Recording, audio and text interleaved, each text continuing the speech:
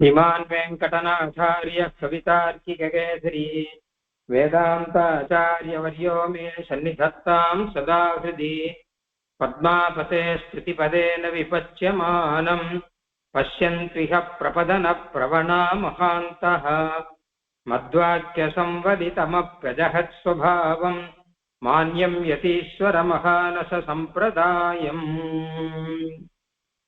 दीपस्त्वमेव जगतां दयिता रुचिस्ते दीर्घं तमः प्रतिनिवर्त्यमिदं युवाभ्यां स्तव्यं स्तव प्रियमतः शरणोक्तिवश्यं स्तोतुं भवन्तमभिलष्यति जन्तुरेषः எம்பெருமான் ஸ்ரீமன் நாராயணனானவன் நாமெல்லாம் சரணாகதி பண்ணி எம்பெருமான் கிட்ட வந்து சேரணும் அப்படிங்கிறதையே பரம நோக்கமாக உயர்ந்த லட்சியமாக வச்சுட்டு இருக்கான். அந்த நல்ல எண்ணத்துலதான் சிருஷ்டியே பண்றான். இதுக்கெல்லாம் அவனுக்கு அந்த சௌஹார்தம் எப்பவுமே இருக்கு அப்படிங்கிறதுக்கு சாட்சி என்ன கேட்டா அவன் பண்ற அவதாரங்கள் தான் சாட்சி. இந்த அவதாரங்கள்லாம் பார்த்தா தெரியுமே எதுக்காக அவதாரம் பண்றான் அப்படின்னா அவனுக்கு அதனால ஒரு லாபங்கிறது கிடையாது. ஆனா தர்மத்தை ஸ்தாபனம் வரணும், சாதுக்களை ரட்சணம் வரணுங்கிறதுக்காக எம்பெருமான் அவதாரம் பண்றான். நாம இருக்கிற இடத்துல வந்து நம்மை உயர்த்துகிறான். அவன் தன்னை தாழ்த்தி கொண்டு நம்மை உயர்த்துகிறான். அவதாரண விசேஷா அப்படின்னு தயாசத்துல சொல்ற. அவதாரங்கள்ல பெருமாள் அதாவது என்ன கேட்டா நாம நிறைய ஜென்மம் எடுக்கணும் இல்லையோ. அப்ப பெருமாள் சொல்றான்னா நீங்க எதுக்கு இவ்வளவு ஜென்மம் எடுக்கணும், நீங்க மோட்சத்துக்கு போங்க, உங்களுக்கு பதிலாக நான் ஒரு ஜென்மம் எடுத்துக்கிறேன் அப்படின்னு பெருமாள் அவதாரம் பண்றாராம். அவதரண விசேஷை ராத்த லீலாபதேசை அவமதி மனுகம்பே மந்த சித்தேஷு விந்தன் விருஷபசிகரிநாதஸ்த்வன்னிதேசேன நூனம் பஜதி சரண பாஜாம் பாவினோ ஜன்ம பேதான். சரணாகதி பண்றவாள் எத்தனை ஜென்மம் எடுக்கணும் அப்படின்னு பாக்குறான் பெருமாள். இன்னும் நிறைய ஜென்மம் எடுக்க வேண்டியிருக்கு. அத்தனை ஜென்மத்துல எத்தனை கஷ்டப்படணும்னு பாக்குறான். நிறைய கஷ்டப்பட வேண்டியிருக்கு. அதுல எத்தனை அவமரியாதையெல்லாம் தாங்கிக்கணும் அப்படின்னு பாக்குறான். அவன் நிறைய அவமரியாதையெல்லாம் தாங்கிக்க வேண்டியிருக்கு. அப்ப பெருமாள் என்ன பண்றான், இது மொத்தத்தையும் நான் தாங்கிக்கிறேன் உனக்காக, நீ மேல போய் சேரு, நீ ஸ்ரீவைகுண்டம் போப்பா, உனக்காக நான் அவதாரம் பண்ணிடுறேன், நீ இந்த அவதாரத்தை பற்றி கொண்டு என்னை பற்றி கொண்டு நீ ஸ்ரீவைகுண்டம் போயிடு அப்படின்னு அதுக்காக அவதாரம் பண்றான். அவமதி அனுகம்பே மந்த சித்தே சுவிந்தன். அவ எத்தனை அவமரியாதை, கிருஷ்ணனை எப்படியெல்லாம் அவமரியாதைப்படுத்துறான், சிசுபாலன் எப்படியெல்லாம் அவமரியாதைப்படுத்தினான், துரியோதனன் முதலானவர்கள்லாம் எப்படி அவமரியாதைப்படுத்துறான், ராவனை பற்றி ராவணன் எத்தனை அவமரியாதையா பேசுறான் தெரியுமா அப்படின்னு. ராமனால இங்க வரவே முடியாது அப்படிப்படி என்னென்ன போல பேசுறான். யார் யார் என்ன அவமரியாதை கொடுத்தாலும் எல்லாத்தையும் பெருமாள் தாங்கிக்கிறார். ஏன்னா தொன்னிதேசேன தயினாலே, கருணையினாலே, அவதாரம் கருணையினால தானே எடுக்கிறார். அதனால கருணையினால ஒரு காரியத்தை செய்யும் போது யார் என்ன சொன்னாலும் சரி சொல்லிட்டு போட்டோம்னு விடலாம். அந்த மாதிரி விடுறாராம் பெருமாள். பஜதி சரண பாஜாம் பாவினோ ஜன்ம பேதானே. இனி என்னென்ன பிறப்புகள் நம்ம எடுக்கணுமோ அதுக்கெல்லாம் பதிலா அவன் மொத்தத்தையும் இங்க இருந்து பட்டு நம்ம நல்ல கதிக்கு அனுப்புற அப்படின்னு இருக்கு. இதுதான் எம்பெருமானுடைய சௌஹார்தத்துக்கு ஒரு சாட்சி. ஏன்னா பெருமாள் நல்ல ஹிருதயம் இருக்கிறபடினால்தான் சிருஷ்டி பண்றார். நல்ல ஹிருதயம் இருக்கிறபடியால்தான் நம்ம சரணாகதியை ஏத்துக்கிறார். நல்ல ஹிருதயம் இருக்கிறபடியால்தான் மோட்சம் கொடுக்கிறார். அப்படிலாம் இருக்கும் இல்லையா சௌஹார்தம். நம்ம நல்லா இருக்கணுங்கிற எண்ணம் இருக்கு பெருமாளுக்கு. அதுக்கு சாட்சியா இந்த அவதாரங்கள்லாம் இருக்கு பாருங்க. தான் கஷ்டப்பட்டாவது நம்ம நல்ல கதிக்கு உயர்த்த வேணும் அப்படின்னு, தான் எத்தனை தாழ்ந்த கதிக்கு போனாலாவது நமக்கு ஒரு நல்ல கதியை கொடுக்க வேணும் அப்படின்னு நினைக்கிறாங்க. இது கேனோபதிக் பிரகடீகிருதா கமடேஸ்வரேனு சம்ஸ்கிருதத்துல ஒரு ஸ்லோகம் இருக்கு. அதுக்கு நல்ல உதாரணம் யாருன்னா கூர்மாவதார பெருமாளும். என்ன கேட்டான்னா ரொம்ப கீழே இருக்க மந்திர மலையை போட்டு கடையிறார் தேவர்களும் அசுரர்களும். அந்த மலைக்கு கீழே கூர்மாவதாரத்துல பெருமாள் இருக்கார். கூர்மாவதாரத்துல எவ்வளவு கீழே இருக்கார். வராக அவதாரத்துல சமுத்திரத்துக்குள்ள இருக்கார்.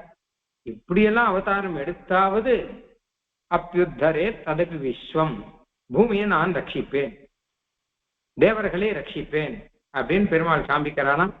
அதனால அந்த இடத்துல எம்பெருமானுடைய நல்ல எண்ணம் அப்படிங்கறத அவதாரங்கள்ல நாம புரிஞ்சுக்கணும். புரிஞ்சுட்டு அதுக்கப்புறம் அந்த நல்ல எண்ணத்தோடு இருக்கிறவனே நாம் சரணாகதி பண்ணால் கட்டாயம் நமக்கு மோட்சம் கிடைக்கும் அப்படின்னு அவனை சரணாகதி பண்ணலாம் அப்படின்னு அர்த்தம்.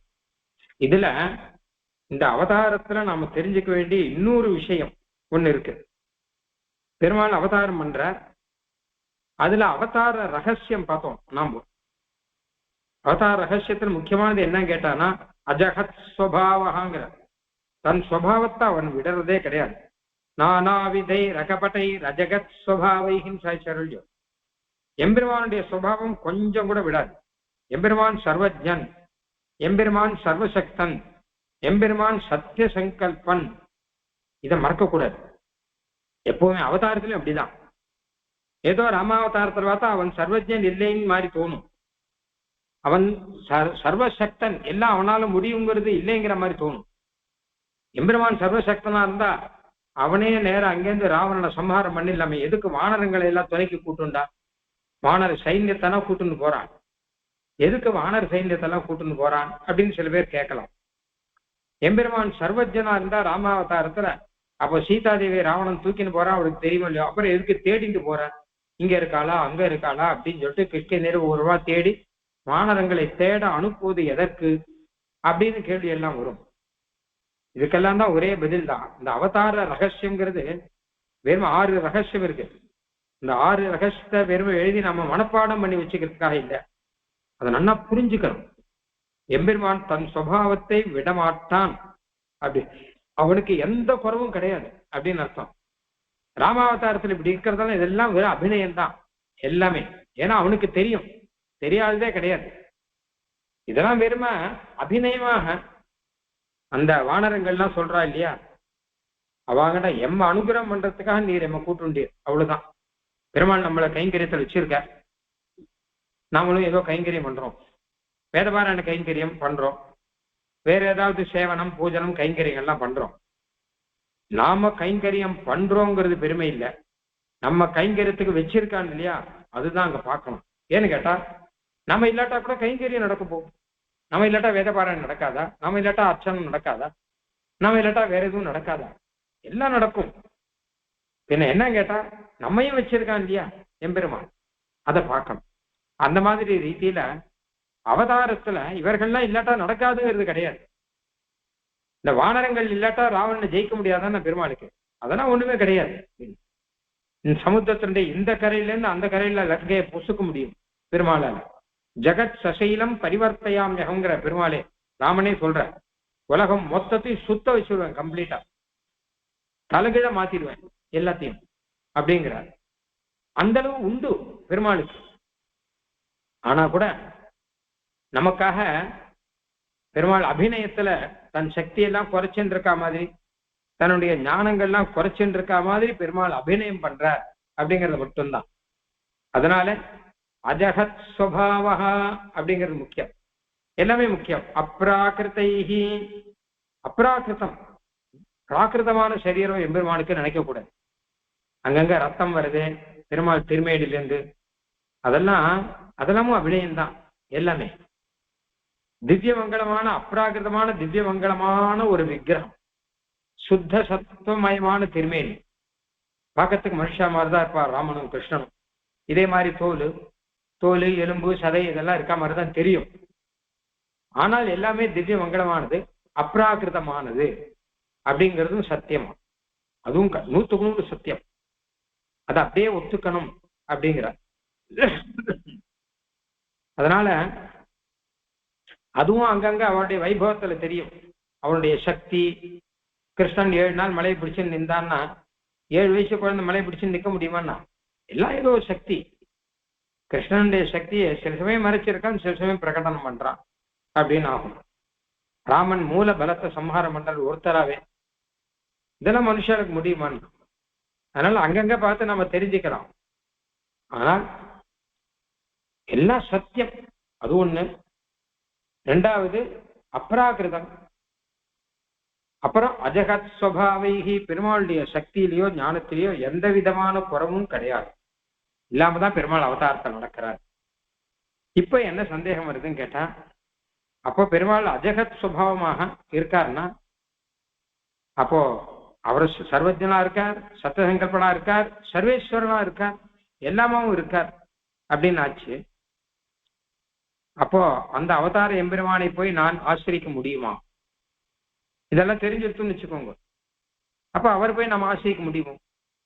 அவரோட கலந்து பழகதான் முடியுமோ அப்படின்னு ஒரு கேள்வி வரும். அதற்கு பதிலாக ஒரு ஸ்லோகம் சாதிக்கிறார். 18வது ஸ்லோகம். நிம்னோன்னதானி நிகிலானி பதானி காடம் மஜ்ஜந்தி தே மகிமசாகர சீகரேஷு நீரந்திரமாஸ்ரயசி நீச்ச ஜனான் ததாபி சீலேன ஹந்த சிசிரோபவனேஸ்வரத்வம். எம்பெருமானுடைய பெருமை என்பது ஒரு பெருங்கடல். அந்த கடல்ல இருந்து அந்த சின்ன திவலை, நீர் திவலை இருக்கும், அந்த நீர் திவலைக்குள்ள அடங்கும் பிரம்மாவனுடைய பெருமை, சிவனுடைய பெருமை, மற்ற தேவர்களுடைய பெருமை எல்லாம் பெருமாளுடைய பெருமையில் அடங்கும். பெருமாளுடைய பெருமையில எந்த அளவு அடங்கும்னா, ஒரு பெரிய சமுத்திரத்துக்குள்ள ஒரு பெரிய நதி அடங்குற மாதிரி அடங்கும் இல்லை. ஒரு பெரிய சமுத்திரத்துக்குள்ள நதி இருக்கு, அந்த நதியில இன்னும் சின்னதா ஏதாவது இருக்கும், ஒரு சின்ன நீர் திவலை ஒண்ணு, ஒரு டிராப் எடுத்துக்கோங்க, அதுல மொத்தமும் அடங்கும். அப்படிப்பட்ட மகிமை உடையவன் பெருமான். அப்படிப்பட்ட மகிமை ஸ்ரீவைகுண்டத்துல உட்கத்து பெருமானுக்கு மாத்திரம் இல்ல, அவதாரத்துல இருக்கிற பெருமானுக்கும் அந்த அளவு மகிமை உண்டு. பிரம்மாவை காட்டிலும் சிவனை காட்டிலும் பல பல பல மடங்கு உயர்ந்த பெருமை அப்படிங்கிறது உண்டு. ஆனாலும் அவதாரங்களிலே நீச்ச ஜனங்களுடன் எம்பெருமான் கலந்து பழகுகிறான், ரொம்ப நெருங்கி கலந்து பழகுகிறான் அப்படின்னு இருக்கொள்ளியோ. இது எம்பெருமானுடைய சௌசீல்யம் அப்படிங்கிற குணம். அந்த குணத்தை நாம் ஆசிரிக்கிறோம். எம்பெருமான் அந்த சௌசீல்யத்தை பற்றி இருக்கிறான் அப்படிங்கிறது தான் இதுல ஆச்சரியம் அப்படின்னு சொல்றார். அதாவது போன ஸ்லோகத்துல நாம அவதார ரகசியத்துல பார்த்த விஷயம் என்ன அப்படின்னு கேட்டா, எம்பெருமான் தன் பெருமையை சிறிதும் குறைத்து கொள்ளாமல் மறைத்து கொண்டிருக்கிறான். ஆனா குறைத்து கொள்வதில்லை. அவதாரம் எல்லாம் பண்ணியிருக்கான், அப்ராகிருதமான திருமேனியோட அவதாரம் பண்ணியிருக்கான் அப்படிங்கிறதெல்லாம். இந்த 6 அவதார ரகசியத்தோடு கூட 7வது அவதார விஷயம் ஒண்ணு கட்டாயம் கூட சேர்த்துக்கணும் அப்படிங்கிறதுக்காக இந்த ஸ்லோகம் தேசிகன் சொல்றக்க. இதுல சீலம், சௌசீல்யம் என்று சொல்வார்கள். அதாவது உயர்ந்தவர்கள் தாழ்ந்தவர்களுடன் கலந்து பழகும் தன்மை அப்படின்னு. அது அவதாரத்துல ஸ்பஷ்டமா இருக்கு. எம்பெருமான் எப்ப அவதாரம் பண்ணிட்டானோ அப்ப எல்லாரோடையும் கலந்து பழகிறான். அப்ப அந்த சமயத்துலதான் தான் அத்தனை உயர்ந்தவன் அப்படிங்கிறதெல்லாம் இருந்தாலுமே அது வெளியில காமிக்காமல் எல்லாரோடையும் தோல்ல கை போட்டுண்டு எல்லாரோடையும் கலந்து பழகின்னு இருக்கான். இந்த சௌசீல்யம்ங்கிறதும் கரை கடந்து இருக்கு, அவதாரங்கள்ல தான் இருக்கும். அது ஸ்ரீவைகுண்டத்துல போனா பெரிய அளவுல சௌசீல்யம் எல்லாம் பார்க்க முடியாது. ஏன்னா சௌசீல்யம்னா என்ன அப்படின்னா, ரொம்ப உயர்ந்தவன் ரொம்ப தாழ்ந்தவர்களுடன் நெருக்கமாக கலந்து பழகுவது அப்படிங்கிறது தான். சாதாரணமானது இல்லை. சாதாரணமானவன் சாதாரணமானவரோட பழகிறதெல்லாம் இல்லை. நம்ம ஆபீஸ்ல பாக்குறோம், ஆபீஸ்ல ஒரு ஆபீசரா இருக்கார், கீழே வேலையில சில எம்ப்ளாயிஸ் எல்லாம் இருக்கா, அவர் இவளோட கலந்து பழகிறாருன்னா இதுதான் சௌசீல்யத்தினுடைய ஒரு ஃபர்ஸ்ட் ஸ்டேஜ்னு வச்சுக்கோங்க. அவ்வளவுதான். எம்பெருமான் அப்படி இல்லை, சர்வேஸ்வரன், சகல தேவர்களுக்கும் ஈஸ்வரன். அதுதான் சொல்றார். எந்த அளவு சர்வேஸ்வரன் அப்படின்னா, நிம்னோன்னதானி நிகிலானி பதானி காடம் மஜ்ஜந்தி தே மகிமசாகர சீகரேஷு. எம்பெருமானே கடைசியில சிசிரோபவனேஸ்வரன் வருது இந்த ஸ்லோகத்துல. திருத்தங்கால் எம்பெருமானே தே மகிமசாகர சீகரேஷு, உன்னுடைய பெருமை என்பது சமுத்திரம். அந்த சமுத்திரத்தின் திவலைகளில் ஒவ்வொரு திவலைகளிலுமே நிகிலானி பதானி, எல்லா ஸ்தானங்களும், பிரம்மஸ்தானம், சிவஸ்தானம், இந்தன் ஸ்தானம், என்னென்ன பதிவு இருக்கோ இது எல்லாம் காடம் மஜ்ஜந்தி, நன்னா முழுகிவிட்டன அப்படின்னு அர்த்தம். காடன்னா பூர்ணமா முழுகிடுத்து. பெருமாளுடைய பெருமையில ஒரு சின்ன திவலையில பிரம்மாவுடைய பெருமை, சிவனுடைய பெருமை, இந்திரனுடைய பெருமை, இவ பதவிக்கு இருக்கிற பெருமை, இதெல்லாம் மொத்தமா அதில் விழுந்து அவங்க போயிடுத்தான், முழுகியே போயிடுத்து. ஏன்னா பெருமாளுடைய பெருமை கடல்ல ஒரு திவலைக்கே அத்தனை பெருமை உண்டு அப்படின்னு. பெருமாள் அவதாரம் பண்ணும்போது சில பேர் கதையெல்லாம் சொல்லுவான். ராமன் சிவனை பூஜிச்சார், அதான் ராமேஸ்வரம் அப்படின்னு பெயர். கிருஷ்ணன் வந்து சிவனை ஸ்தோத்திரம் பண்ணார், அப்புறம் தான் கிருஷ்ணனுக்கு குழந்தை பிறந்தது. இப்படி எல்லாம் கதைகள்லாம் நிறைய இருக்கு. ஆனால் இதெல்லாம் அவ எதுக்காக சொல்றான்னு கேட்டா, பெருமாள் தான் அவதாரம் பண்ணிட்டாரோ இல்லையோ, அப்ப இப்பவாவது பிரம்மாவனுடைய பெருமையை சிவனுடைய பெருமையை கூட்டி சொல்லலாமே அப்படின்னு ஆசை அவளுக்கு. அதாவது என்ன கேட்டா, பெருமாள் சர்வஸ்மாத் பரனாக ஸ்ரீவைகுண்டத்தில் இருக்கான். அப்போ அவன் பெருமைக்கு சமமா இவா பெருமையை சொல்ல முடியாது அவளால. ஏன் சொல்ல முடியாதுன்னா, வேதத்துல சொல்லியிருக்கேன். வேதத்துல ஸ்ரீவைகுண்ட லோகத்துல எம்பெருமான் இருக்கான் அப்படிங்கிறது சத்யுஷ்டோ பரமம் பதம்னு, அப்புறம் தமச பரஸ்தாத் அப்படின்னு ஸ்ரீவைகுண்ட லோகத்துல எம்பெருமான் தான் இருக்கான், அங்க அவனை தவிர வேற யாருமே கிடையாது அப்படின்லாம் இருக்கு. அதனால வேதத்துல உபநிடத்துல சொன்னதெல்லாம் வச்சு பார்த்தானா ஸ்ரீவைகுண்ட லோகத்துல பிரம்மாவோ சிவனோ யாரும் கிட்ட கூட போக முடியாது. அப்படிப்பட்ட ஒரு லோகத்துல பெருமாள் இருக்கான் ஸ்ரீவைகுண்ட லோகத்துல. அப்படி பின்னிட்ட சடையானும் பிரமனும் இந்திரனும் துன்னிட்டு புகழறிய வைகுண்ட நீழ்வாசல் அப்படின்னு குலசேகராழ்வார் சொல்றார். இப்படிப்பட்ட ஒரு இடம் அது. அது வேதத்துல சொல்லியிருக்கு. சரி, அப்ப அவளால சொல்ல முடியல. சரி, அவதாரம் பண்ணிட்டாரோ இல்லையோ பெருமாள், இப்ப நம்ம என்ன வேணா சொல்லலாம் இல்லையோ. அதனால அவதாரம் பண்ணிட்டு இதை பண்ணார், அவதாரம் பண்ணிட்டு அதை பண்ணார், அதை பண்ணார், எதையாவது சொல்லிட்டு இருக்கலாமே அப்படின்னு இப்படிலாம் சொல்றான். இதுல சிலதெல்லாம் பெருமாளே அபிநயம் பண்றது வேற. ஏன்னா சிவனோட கலந்து பேசுறார், பழகிறார் அப்படிலாம் வரும். சிலதெல்லாம் அவளா கிட்டு கட்டினது கதைகள் அப்படின்லாம் இருக்கு. ஆனால் அவதாரத்துல இருக்கிற பெருமாளுடைய பெருமை இருக்கோ இல்லையோ, அதனுடைய அந்த பெருமை கடல்ல ஒரு திவலைக்குள்ள இவ்வாறு அடங்க. நீர் என்ன பண்ணாலும் சரி, அவதாரத்துக்குள்ள பெருமாள் பெருமைக்கு குறைவு கிடையாதுப்பா. அவதாரத்துல பெருமையை அவர் மறைச்சுக்கிறத தவிர குறைத்துக் கொள்வது கிடையாதுப்பா. ரொம்ப மறைச்சுட்டான உடனே நீங்க என்ன வேணா பேசுவோங்களா அப்படின்னா இருக்கு. குறைவு கிடையாது, பூர்ணமாதான் இருக்கார் அப்படின்னு சொன்னார். அப்போ இவெல்லாம் இப்படி சொல்றாளேன்னு கேட்டா, பெருமாளுடைய சௌசீல்யத்தை அவ தப்பா புரிஞ்சுட்டான். எல்லாரோடையும் கலந்து பழகிறாரு இல்லையோ, கலந்து பழகிறதாங்க அப்படின்னா எல்லாருக்கும் சமமாயிட்டார் அப்படின்னு நினைச்சுட்டு இருக்கான். ராவன் வந்து வானரங்களோட எல்லாம் கலந்து பழகி ராவணனை கொண்டார்னா, முன்னே ராவன் வந்து ராமேஸ்வரத்தை சேஷன் ஒரு கதை விடுறான். நான் முதலே சொன்னேன் இல்லையா, வானரங்கள்லாம் எதுக்கு வச்சிருக்கா பெருமாள்? அசகாய சூரன், இவருக்கு யாரும் தேவையில்லை. ஏதோ அவளுக்கு ஒரு அனுகிரகம் பண்ணட்டும், அவளுக்கு ஒரு புகழ் கிடைக்கட்டும்ங்கிறதுக்காக கூட விஷயம் இருந்தா இவ இப்படி புரிஞ்சுட்டு இருக்கா. அந்த அவதாரத்துல முக்கியமான 7வது ரகசியம் சௌசீல்யம். அதாவது உயர்ந்தவனான எம்பெருமான் நம்மோடு தாழ்ந்தவர்களோடு கலந்து பழகிறான் அப்படிங்கிறது அவனுடைய சௌசீல்ய குணத்தினாலே. அதுவே தவிர அவன் தாழ்ந்து போயிட்டான்னு அர்த்தம் இல்லை. உயர்ந்தவனான எம்பெருமான் அவதாரத்துல தாழ்ந்துட்டான்னு அர்த்தம் கிடையாது. என்ன தாழ்ந்தவர்களோடு பழகுகிறான் அப்படிங்கிற ஒரு குணம் இருக்கோ, அது உயர்ந்த குணம். அது வேற யாருக்கும் வராது. இத்தனை உயர்ந்தவனானவன் இத்தனை தாழ்ந்தவர்களோடு கலந்து பழகுவது அப்படிங்கிறதே யாருக்குமே வராது. ராமாவதாரத்துல வானரங்களோட ராமாவதாரத்துல ஜனங்களோட கலந்து பழகிறான். கிருஷ்ணாவதாரத்துல பார்த்தான்னா கோபர்களோட கலந்து பழகிறான். ராமாவதாரத்துல குரங்குகளோடு கலந்து பழகிறான். கிருஷ்ணாவதாரத்துல பசுமாட்டு கண்ணுக்குட்டிகளோடு கலந்து பழகிறான். இப்படிதான் போயிட்டு இருக்கு. அது எங்க முடியும்னே தெரியல. அந்த அளவு சௌசீல்யம் சௌசீல்யம் பூர்ணமா பெருமாள் கிட்ட இருக்கு. இதை புரிஞ்சுக்கல, அப்படி உயர்ந்து தாழ்ந்து போயிட்டான் அப்படின்னே நினைச்சுட்டான். அதான் கிருஷ்ணனே சொல்றான், பரம்பாவம் அஜானந்தா அப்படிங்கிறான். நான் அவதாரம் பண்ணா என்னுடைய பாவத்தையே அவ புரிஞ்சுக்கல. நான் சௌசீல்யத்தினால அவதாரம் பண்ணியிருக்கேன், நீங்கள்லாம் ஆசிரியக்கணுங்கிறதுக்காக அவதாரம் பண்ணியிருக்கேன்னா அதை புரிஞ்சுக்காமல் நானே தாழ்ந்துட்டேன் அப்படின்னு அவளா முடிவு பண்ணிட்டான்.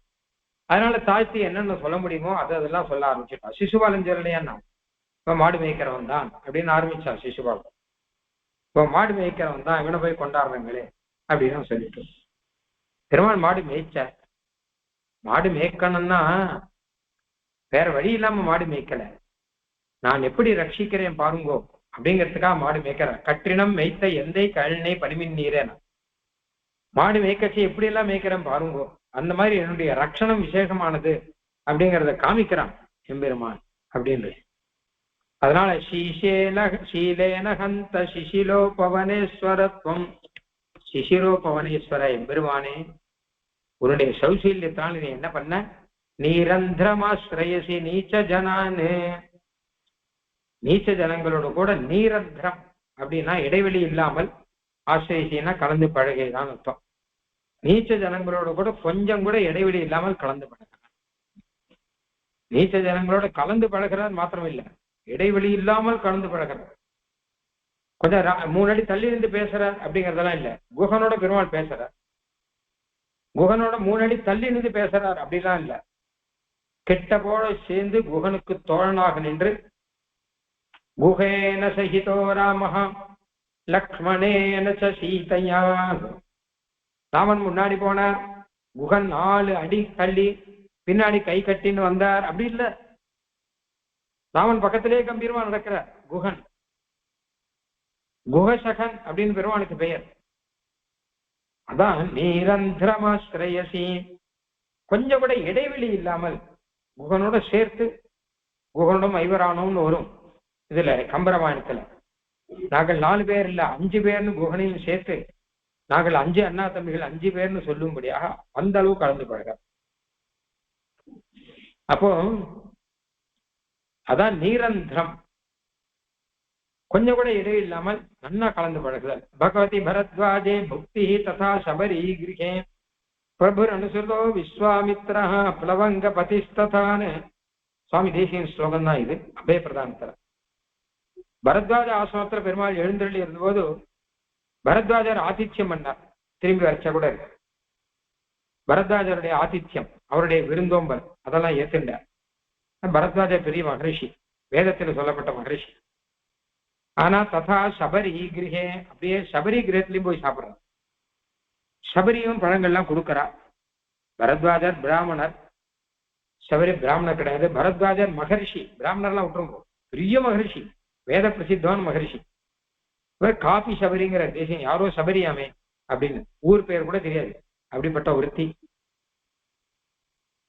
சாதனம் சபரி தத்த பலமூலா பிலாஷினே சௌலபிய வரிபூர்ணாய் சத்வோத்யக்தாய வங்க. அதையும் பெருமாள் ஏத்துக்கிறார். பிரபுர் அனுசுருதோ விஸ்வாமித்திர, விஸ்வாமித்திர பின்னாடி போறார் பெருமாள். விஸ்வாமித்திர நடக்க அவர் பின்னாடி பெருமாள் நடந்து போறார், பின்பற்றி நடக்கிறார். பிளவங்க பதிஷ்டதா, அதே மாதிரி சுக்ரீவன் பின்னாடி போறார், குரங்கு பின்னாடி போறார். கிருஷ்ணந்திக்கு நான் ஐஷன் போறேன், ஐஷன் போறான் சுக்ரீவன், பின்னாடி ராமன் நடக்கிறார். பெருமாள் பின்னாடி தான் சுக்ரீவன் போனோம். ஆனா சுக்ரீவன் நான் வழி காட்டுறேன், நான் ஐஷன் வரேன், பின்னாடி ஃபாலோ மீன்னு சொல்லிட்டான். வேடிக்கை பாருங்க, பெருமாள் ராமனை பார்த்து கிருஷ்ணந்திக்கு நான் ஐஷன் போறேன், நீங்க என்ன ஃபாலோ பண்ணும்போது சொல்றான், பின்னாடி நடக்கிறார். இதெல்லாம் தான் சௌசீல்யம் அப்படிங்கிறது. சீலம்னு சொல்வா, சௌசீல்யம் சொல்லுவான். இது அவதாரத்துல தான் நல்லா தெரியும். அவதாரத்துல அந்த ஒரு பெருமை இருக்கா. அவன் தாழ்ந்து விடலை, உயர்ந்தவனாக இருந்துட்டே எல்லாரோடையும் கலந்து பழகுகிறான். சுவாமி தேசிகன் கத்திய பாஷ்யத்துல ஒரு அழகா ஒரு விஷயம் சொல்ற. சீலம் அப்படின்னாலே கலந்து பழகுதல் அர்த்தம். சௌசீல்யம் அப்படின்னா சுசீலன், இன்னும் நல்லா இருக்குன்னு அர்த்தம். அப்படின்னா என்ன அர்த்தம் அப்படின்னா, உயர்ந்தவரானவர் தாழ்ந்தவரோட கலந்து பழகுதல் அப்படின்னா அது சீலம். அந்த கலந்து பழகினப்புறம் அதை தன் பாக்கியமா நினைக்கிறாரோ இல்லையோ, அதுதான் சௌசீல்யம். பொதுவாக குகன் தன் பாக்கியமா நினைக்கிறார். பெருமாள் ராமன் எங்காத்து பக்கம் வந்திருந்த, எங்க ஊர் சிங்கி உரத்துக்கு வந்திருந்த, இங்க இங்க உட்காண்டாருன்னு சொல்லி குகன் பெருமையா நினைச்சா பரவாயில்ல, பெருமாளே பெருமையா நினைக்கிறார். நான் குகநாத்துக்கு போயிருந்தேனே, எங்க குகநாத்துக்கு போய் அங்க போய் உட்காந்து வந்தேன் அப்படின்னு தனக்கு அது பாக்கியமா நினைக்கிறார், தன் பேராக நினைக்கிறார். இவரோட கலந்து பழகுதல் தனக்கு பெருமையை நினைக்கிறார்னா அதுதான் சௌசீல்யம் அப்படின்னு பெயர். அப்படி இருக்கார் பெருமாள். அவதாரங்கள்ல தான் அந்த சௌசீல்யம்ங்கிறது தெரிகிறது. அதை சரியா புரிஞ்சுக்கணும், புரிஞ்சுட்டு ஆசிரியிக்கணும் அவனை. ஏன்னா கிருஷ்ணன் தானே சொல்றான், மாமேக்கம் சரணம் வருதன் அப்படிங்கிறதுக்காக இதை சொல்றேன். அதே சமயம் பரத்வத்தை விடலைங்கிறதுக்காக முதல் வார்த்தை. ஏன்னா பிரம்மா சிவன் எல்லாரும் அடக்கம் இதுல. நிம்னோன்னதா நிகிலா நிபதா நிகாடம் மஜ்ஜந்தி தே மகிமசாகர சீகரேஷு நீரந்திரமாஸ்ரயசி நீச்ச ஜனான் ததாபி சீலேன ஹந்த சிசிரோ பவனேஸ்வரத்துவம். ஏழை ஏதலன் கீழ்மகன் என்னாது இறங்கி மற்ற அவருக்கு இன்னருள் சுரந்துன்னு குகனோட பழகினதை எல்லாம் ஆழ்வாராச்சாரியர்கள் எல்லாருமே கொண்டாடுறோள். அவதாரத்துல சுருக்கமா சுவாமி தேசம் ஸ்லோகம் சொல்றார். நிஷாதானாம் நேதா கபிகுலபதி காபி சபரி குச்சேல குப்ஜாசா விரஜயுவதயோ மால்ய கிருதிதி அமீஷாம் நிம்னத்தும் விஷகிரிபதேருன்னதிமபி பிரபூதை ஸ்ரோதோபி பிரசபமனுகம்பே சமயசி. எவ்வளவு தூரம் கலந்து பழகி இருக்கானா ராமாவதாரத்துல பாருங்க. நிஷாதானாம் நேதா குஹனோடு கூட கலந்து பழகியிருக்க. கபிகுலபதி வானர குரங்கோட கலந்து பழகியிருக்கார். காபி சபரி யாரோ சபரின்னு ஒருத்தி இருக்கலாமே அவரோடு கூட கலந்து பழகியிருக்கார். அங்கவே பழம் எல்லாம் சாப்பிட்டு வந்திருக்கார். அப்படின்னா எவ்வளவு தூரம் இறங்கி இறங்கி போறது பாருங்க. அப்படி எல்லாரோடையும் கலந்து பழகுதல் அப்படிங்கிறது தான் சௌசீல்யம். நிஷாதானாம் அதாவது குஹன் வேடர் தலைவன். வேடர் வம்சம் எங்க, சக்கரவர்த்திகளுடைய வம்சம் எங்க, சக்கரவர்த்தி திருமன் எங்க, வேடர் தலைவன் அப்படிங்கிறவன் எங்க, மொத்தத்தையும் அபியாசம் பண்ணிட்டு வந்தோம் அவர் எங்க. ஏன்னா வசிஷ்டம் முதலான மகரிஷிகள் இன்னும் பெரியவாட்டெல்லாம் எல்லாத்தையும் கத்து தெரிஞ்சுன்னு வந்த பெருமாள் எங்க, ஒன்னும் படிக்காத குஹன் எங்க. ஆனா கூட குஹன் தோல்ல கை போட்டுன்னு குஹனோட கூட நடக்கிறார் பெருமாள். கபிகுலபதிஹி அதான் சுக்ரீவன் கதை பார்த்தோம். சுக்ரீவன் சகான் தான் சொல்லிக்கிறான், பெருமாள் எனக்கு ரொம்ப வேண்டிவார்னு சொல்லுவான். விபீஷன் மாதிரி கிடையாது. விபீஷன் பெருமாள் கிட்ட நான் சரணாகிதி பண்ணேன்னு, சுக்ரீவன் சரணாகிதி பண்ண ஆனா மறந்துடுறார் போல. பெருமாள் எனக்கு வேண்டிவார் அப்படின்னு சொல்லிட்டு இருக்கான். சொல்ல வச்சிருக்க பெருமாளே. காபி சபரி அவரோ சபரி அமைனார். என்ன சபரினா சபர ஜாதியை சேர்ந்தவன் அர்த்தம். சரி அவளுக்கு என்ன பெயர்னா அந்த பேரை காணும் இங்க ராமாயணத்துல. ஏன்னு கேட்டார்னா இவளுக்கெல்லாம் தனி பெயர் வேண்டாம். பெருமான் அனுகிரகம் பெற்றவன்கிற பெயர் தான் பெயர். நிஷாதானாம் நேதா கபிகுலபதிஹி காபி சபரி குச்சேலஹா குப்ஜாசாம். அடுத்து கிருஷ்ணாவதாரத்துல குச்சேல உடுத்திக்கிறதுக்கு நல்ல வஸ்திரம் கூட இல்லாதவன். குச்சேலன்னா கந்த வேஷ்டி. சில சமயம் எப்போ கந்த வேஷ்டி உடுத்தின்னு இருப்பால கந்த வேஷ்டின்னே பேர் வச்சுருவா, பட்ட பேர் வச்சுருவா பசங்கள்லாம். அந்த மாதிரி இருக்கார் குச்சேலர். கிருஷ்ணனோ சர்வேஸ்வரன் பட்டு பீதாம்பரம் வச்சுன்னு இருக்கான். ஆனா கூட குச்சேலரோட கலந்து பழகி அவரை தன் ஆசனத்துல உட்காத்தி வைக்க அவருக்கு ஐஸ்வர்யம் கொடுக்குறான்னு இருக்கு. குப்ஜாசா குப்ஜானா கூனின்னு அர்த்தம்.